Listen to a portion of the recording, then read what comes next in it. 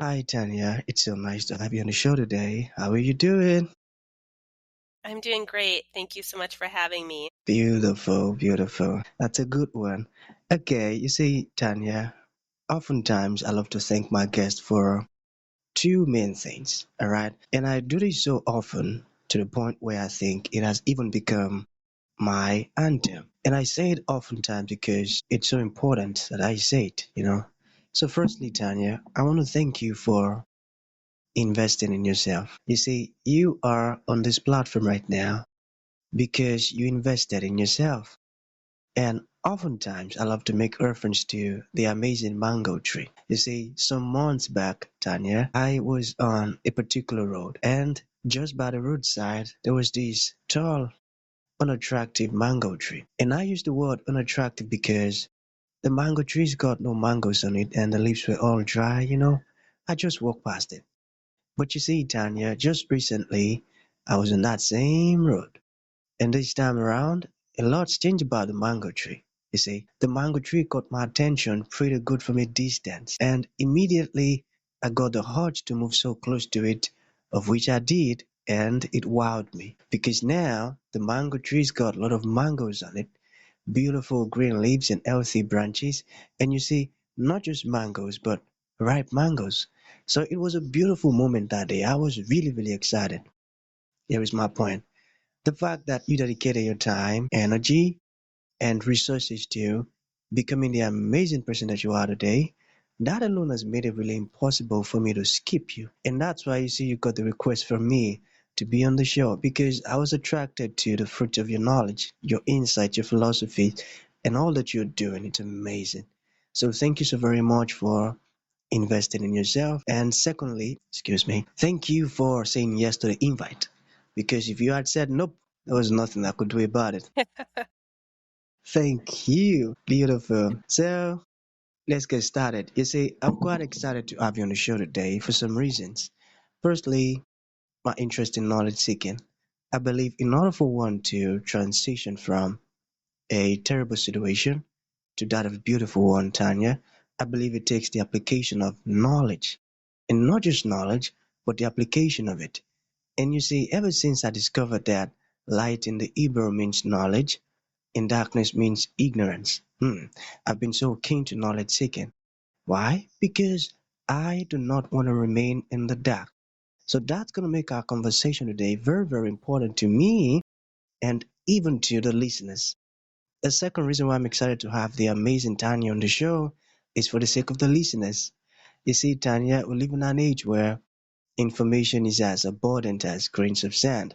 We've got lots of informations flying out there. So these folks trust me for quality, eye-opening, and powerful information, of which I'm totally convinced that our conversation is going to be insightful and impactful. So for that reason, Tanya, let's get started with your introduction. Talk to us about your personal or professional journey. We're quite curious right now. We want to know how Tanya got here. Then afterwards, I've got some really beautiful questions for you. Okay, Tanya, over to you. Yeah.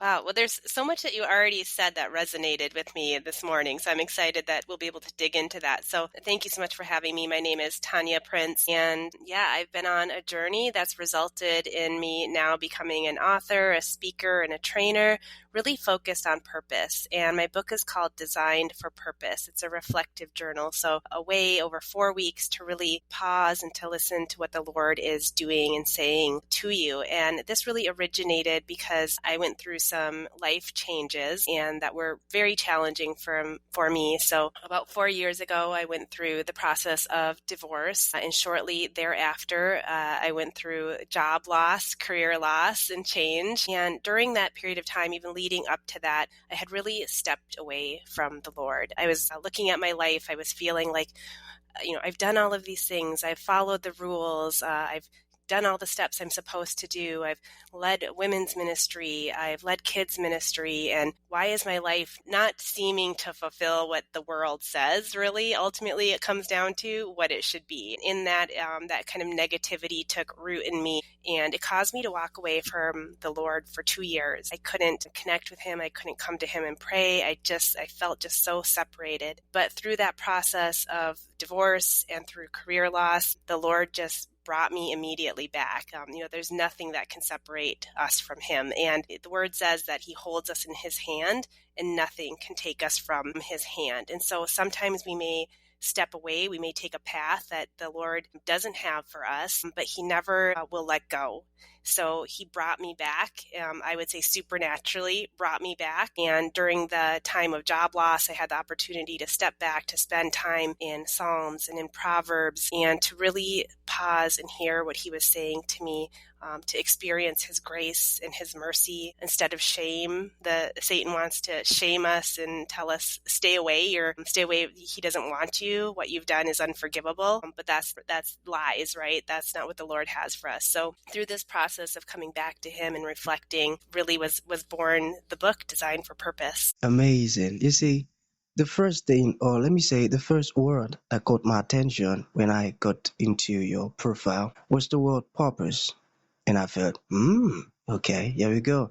Then I started reading a little bit about you. Then I said, yes, okay, now I've got to benefit from this, because one of my favorite words is the word purpose. And I love the fact that while you were talking, you were mentioning the Lord, the Lord, the Lord, which is so beautiful, because when I understood what Jesus is Lord means, oh boy, a lot of things change in my life. Understanding that Lord means owner. So whenever I find myself in some terrible situation, I don't even stress myself worrying or panicking. I just keep saying Jesus is Lord. Because that's me saying you are owner and you are Lord over even this terrible situation. Fix it. So I love the fact that you're using that word. That's a great word. So I'm going to pick the first question from, let's talk about purpose. You see, I just want to learn more from you now. So where does purpose come from? Well, the word says that we are wonderfully made, that he knit us together in our mother's womb. So I believe that our purpose comes from our Creator. He designed us each uniquely. He crafted us perfectly, marvelously, wonderfully, and we're each different. So we don't all have the same purpose. So since our very beginning, he created us for a purpose. And the word says, I know the plans I have for you, and they're good, plans to prosper you, not to harm you. So all throughout Scripture, it is very clear that the Lord has a plan. He has a purpose for us, and that he's revealing it to us step by step. And that I think that when we are not aware of that purpose, that's where we get stuck into thriving and striving. We may still have all of those skills and talents that he's given to us, but we're not experiencing the joy of using them in the way that he's created us and called us to use them in. Beautiful, beautiful. That's so true. And, while you were talking earlier, you said you ministered to the women's church and even the children's church, but you were still not feeling this stuff. I could relate to that so, so well. I tell you, Tanya, you see, it's funny now if I think about it, you see. Back then, okay, I used to do all of these things, of God. I pray that the sick may be healed and a lot of miraculous healing. And you see, the folks will feel very happy at what God has done, but each time I return back home, there is this, emptiness that I feel within me. More like I don't know why exactly I'm feeling this stuff. Not until when I understood the word purpose and I understood what you just said now, that God is a God of purpose. Then it became clearer to me what I needed to do and how to do it. And now, all thanks to God. So the second question would be, what does it mean to hear God's voice? Yeah, and there's so many ways that he speaks to us through scripture, through a word from a friend, just through impression, through the thoughts that we get in our mind that are from Him. I'm learning so much more about quieting my mind so that I can hear His voice, because there's so many voices talking to us all of the time. There's our own voice that is filled with negativity or self-doubt. Satan's always wanting to get in there and speak things into us. We hear all of these voices of the world, and really we need to just pause and to see, because He is always there. He says, seek and you will find me. Call on me and I will answer. So what does it mean to answer? What does it mean to see Him? So with the journal, it's about quieting ourselves and to looking in our day. The Lord speaks to me particularly through music. Sometimes I will just pause, especially when I'm running or working out, and I'll say, Lord, what do you want to say to me? What is it that you want to communicate to me? And it's that song that has exactly that message that speaks right into my heart, or it's the devotional when I open it up and it's the words that are exactly what I need to hear right now. So there's many different ways to hear the voice of God. I think we just miss it. We miss it so much, or we don't ask. Sometimes He will disrupt our day, and that's wonderful. And He does that. He disrupts our day and He crashes in and says, I need to tell you this. I'm pulling you. I want to talk to you. But other times it's that He's there, but he's wanting us to draw close to Him, and He's just waiting for us to come close. That's very true. That's very true. Okay, we still have some questions, like two questions to go. Is there a difference between personal growth and spiritual growth? Well, yes, for sure, right?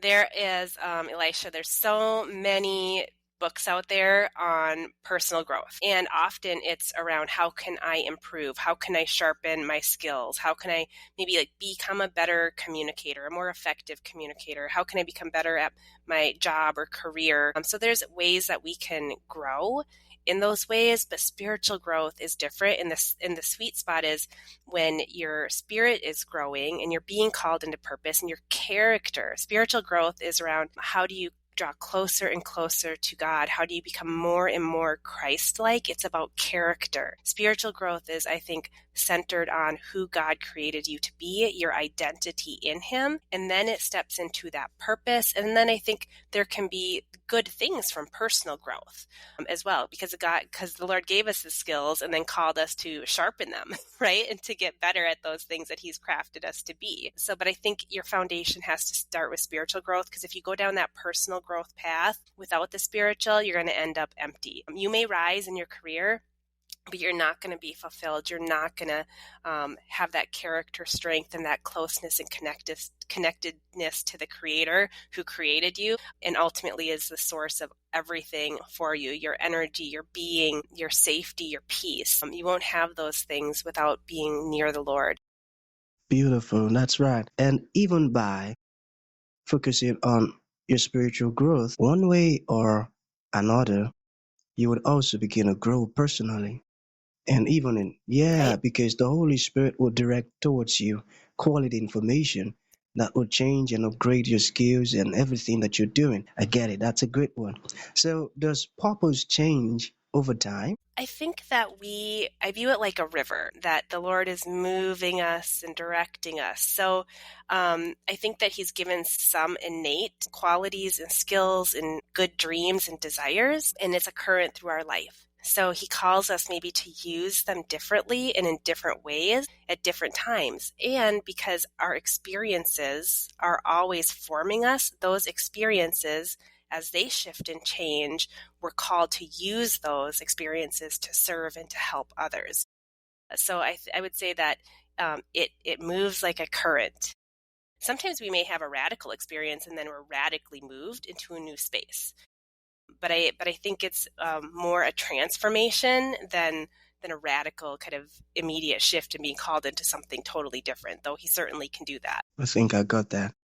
Okay, that's a great one. So to bring this to an end, Tanya, what would you like to leave the audience with, like a final thought? But before we go, tell us a bit about your book, all right? So are you saying after the Yeah. 4 weeks now, folks will be able to discover their purpose? Well, I think you'll have some greater insights. It's not a magic pill. The Lord doesn't work like that. Sometimes I think, he can, but it's about that growth. And I expect it to be a transformative experience, especially if you've never paused to slow down and spend daily time with the Lord, seeking Him and seeing how He's calling to you. So I think after 4 weeks, you're going to have a better understanding of how He's uniquely crafted you. You're going to have a more awareness as to the doors that He's opening for you and the doors that He's closing for you. And I think that you're going to be in a place where you're ready to step in to the purpose that He has for you. And I think it's really going to be a transformative experience. So my book is called Designed for Purpose, Discovering God's Daily Direction. And it's available everywhere that books are sold. Beautiful. So to bring this to an end, Taya, what would you like to leave the audience with, like a final thought? And to those folks who would like to reach out to you, learn more about everything we've discussed so far, or even ask questions, how can that be possible? Yes. So I want to leave the audience with the truth from the word that you are designed for purpose because you are wonderfully made, and the Lord has a good plan for you. Jeremiah 29:11. I know the plans I have for you. So He has created you for purpose. And you can learn more at greenvinecoaching.com. You can follow on Facebook and social media at Greenvine Coaching or Design for Purpose book. And you can join the community to get connected and to receive encouragement on a regular basis. That's a good one. So that's going to be the end of the show, Tanya. Thank you for coming. And thank you for sharing this beautiful stuff with us. It means a whole lot. Thank you. Thank you so much.